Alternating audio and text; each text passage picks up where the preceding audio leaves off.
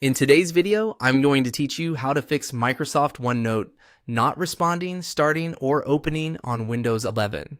If OneNote is freezing, refusing to launch, or getting stuck when you try to open it, a quick repair through Windows settings is often one of the easiest and most effective fixes. This method is built into Windows 11 and it helps repair app files without requiring a full reinstall, which can save time and help preserve your setup. To begin, open the Settings app by pressing the Windows key and the I key on your keyboard at the same time. This shortcut takes you directly into Windows settings and is usually the fastest way to get started.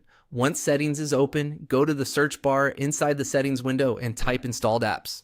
When it appears in the results, click it to open the list of apps currently installed on your computer. This section lets you manage applications, including troubleshooting and repair options for Microsoft apps like OneNote. Now, in the Installed Apps section, use the search bar again and type Microsoft OneNote. This will help you quickly find the app without having to scroll through the full list. Make sure you select the correct OneNote entry if more than one related item appears. When you find Microsoft OneNote, click the three-dot menu next to it. This opens additional options for managing the app. From that menu, click Modify. Windows may briefly open a repair prompt or confirmation window, depending on your system settings. At this point, choose Quick Repair, then click Repair.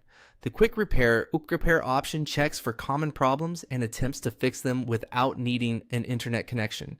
It's a good first step because it's faster and less disruptive than more advanced repair methods. Once you click Repair, give Windows a moment to complete the process.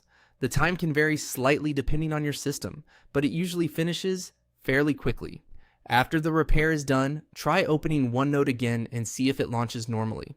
In many cases, this resolves startup and responsiveness issues right away. If OneNote was hanging or failing to open because of corrupted app components, this built-in repair can often restore it to normal. That's all you need to do for this fix.